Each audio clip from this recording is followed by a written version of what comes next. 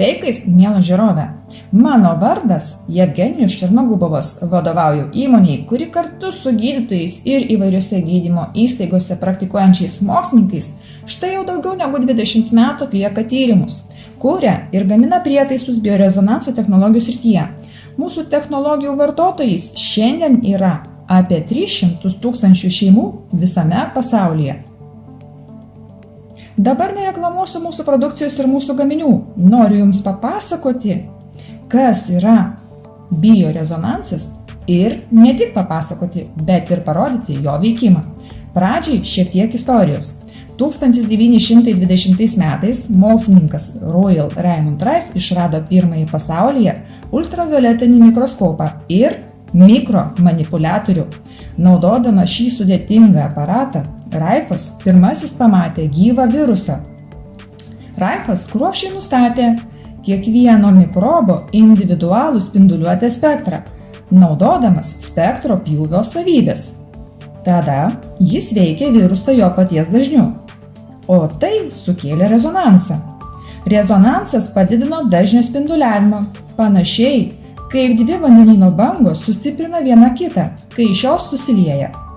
Taigi mokslininkas padidino natūralius jų svyravimus, kol virusai mirė nuo spinduliuotės.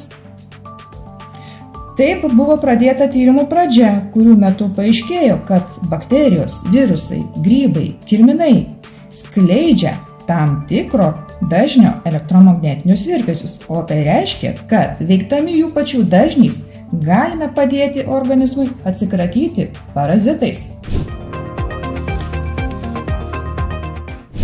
Galime pateikti pavyzdį, kad būtų lengviau suprasti, kaip vyno taurė sunaikinama garso pagalba.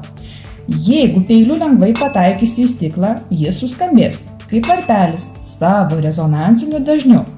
Jei stiklą tam tikrų dažnių veikia garso slėgis, jis pradeda vibruoti.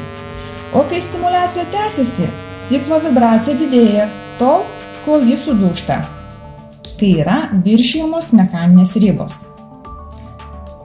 Dabar noriu parodyti rezonanso poveikį įvairiems mikroorganizmams. Tam man reikia gero mikroskopo su prijungta kamera, profesionalaus dažnių generatoriaus prijungto prie kompiuterio, kuriame galėčiau nustatyti specialią signalo formą ir dažnį. Bei reikės specialios emitvario antenos, kuri naudojama mūsų įrenginiuose. Įdėsiu ją po Petri lėkštele arba pavyzdiniu stikleliu. Prieš pradedant eksperimentą noriu kai ką parodyti. Paimkime vandens iš čiaupo, pažiūrėkime į vandenį po mikroskopu. Čia daug gyvų organizmų, dauguma jų žus mūsų skrandyje. Tačiau kai kurie gali puikiai gyventi mūsų organizme, sukeldami įvairias ligas. Atidarykime ryžių pakuotę, pažiūrėkime, o kasgi ten gyvena.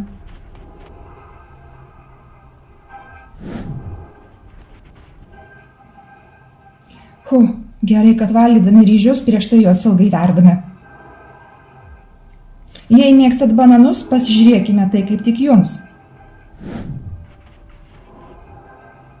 Čia taip pat vyksta gyvenimas. O kas gyvena minkštime? Nagi, pažiūrėkim.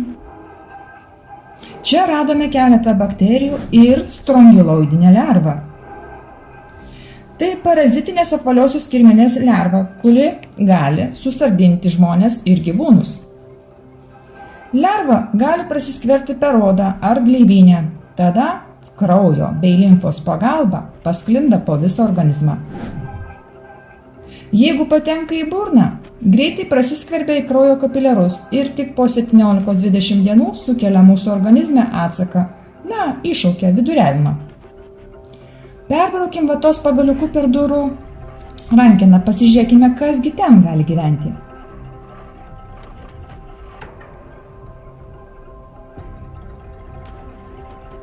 Kaip matote, čia daug patogenų.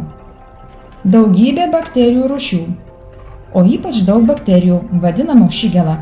Jos patekę į mūsų organizmą sukelia ūmią žarnyno infekciją. Jei nepakankamai nusiplauname rankas, pasikasime akis, galbūt nosį, suvalgėme, pavyzdžiui, mandariną. O pažiūrėkime į mandarinus atidžiau. Paviršiuje taip pat yra gyvybės. Nulupkime, pažiūrėkime į vidų. Pažiūrėkime į jo minkštimą. Čia matome grybų poras, taip pat matome askaridžių kiaušinius. Kiekviename kiaušinėje yra iki 175 tūkstančių lervų, kurios migracijos metu pirmiausiai minta mūsų kraujo serumu, o vėliau raudonaisiais kraujo kūneliais. Subrendę apvaliųjų kirmėlių individai mūsų kūne užauga iki 45 cm. Juos galima stebėti ir ant kempinės vatos pagalvėlės, kurią perbrauksime per šuns letenėlių pagalvėlės po pasivaikščiojimo. Kaip matote, daugybė kirminų ir čia. Grįžkime prie maisto, pažiūrėkime. O kas yra šaurmė? Morka, kopūstas, bulvė. O dabar įdomiausia – mėsa. Čia matome daugybę kirminų ir jų kiaušinėlių. Dauguma jų mirė termiškai apdorojant. Tačiau kai kurie vis dar rodo gyvybės ženklus. Čia galima aptikti įvairių parazitų, o priartinus pamatysime žiželinį pirmuodį – giardija arba lamlija. Giardija yra pirmuonis galintis sukelti ligą giardiazę žmonėms, gyvūnams. Giardija parazituoja planojoje žarnoje, gali prasiskverti į tulžies latakus. Giardiazė gali pasireikšti įvairiais simptomais, tokiais kaip viduriavimas, pykinimas, pilvo pūtimas, nuovargis, svorio kritimas ir kita. Dar cistas perduodamas vandeniu ir maistu arba vabzdžiais, pavyzdžiui, musėmis. Šiandien 20% visų žmonių Žemėje, tai yra kas 5 žmogus savo kūne nešioja giardiją. Na, pabaigai, ką norėčiau apžiūrėti ir pasidalinti su jumis, tai sušis. Labai mėgstu sušį. Pirmiau pažiūrėkime, kas yra žuvyje.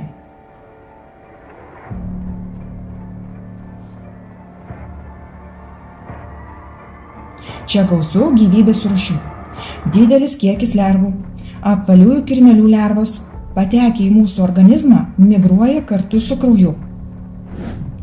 Štai pavyzdys, kaip lerva minta eritrocitų kraujyje, o kai ji paauga, įsitvirtina žarnyne, kur gyvena iki pilnai subręsta, o tada padeda iki kelių tūkstančių kiaušinėlių. Kodėl aš jums tai rodau? Na, ne tam, kad gąsdinčiau. Tiesiog noriu jums perduoti informaciją, kad mus tiesioginė prasme supa įvairūs mikroorganizmai, su kuriais mūsų organizmas turi nuolat kovoti. Ir jei staiga nusilpsta imuninė sistema arba į mūsų organizmą patenka per daug taršos, infekcija neišvengiama. Visą tai žinant ir atsigręžus į naujas technologijas, galima puikiai užsiimti profilaktiką ir užkirsti kelią daugybė ligų, kurias sukelia įvairūs grybai, virusai, kirminai, bakterijos.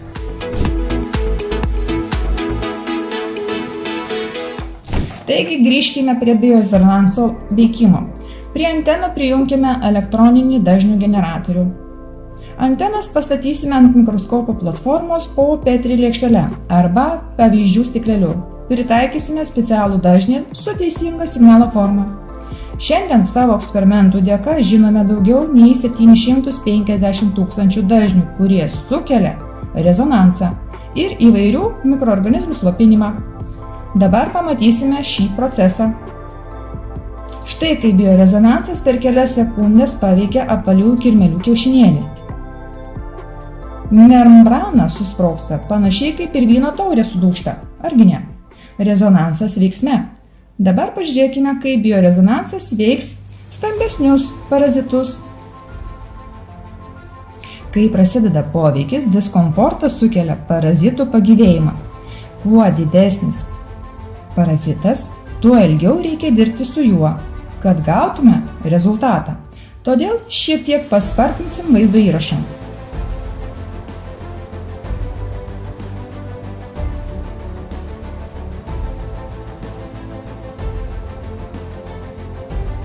Po 10 minučių matome visiškai negyvą koloniją. Pažiūrėkime, kas atsitiks su lerva kraujyje po tokio paties poveikio.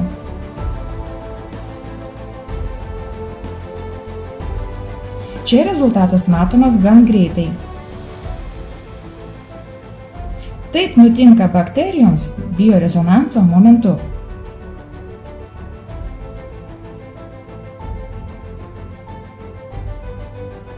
Šie poveikio principai sudaro unikalių Life Balance prietaisų pagrindą. Tai nešiojami prietaisai, padedantis mūsų organizmui užkirsti kelią daugeliu ligų ir jų išvengti. Svarbiausia, šios elektromagnetinės bangos yra visiškai saugios žmogaus organizmui, nes parazitų gyvybinės veiklos dažnis nesikerta su žmogaus gyvybinės veiklos dažniu. Life Balance visiškai saugus. Šiandien mūsų įmonė pristato geriausias biorezonanso technologijas rinkoje, kurias pasirinko daugiau nei 300 000 šeimų visame pasaulyje. Ši technologija dabar prieinama ir tau. Raskite Business Process Technologies konsultantą ir užsisakykite prietaisų savo šeimai dabar. Naudokite naujausias technologijas ir būkite sveiki.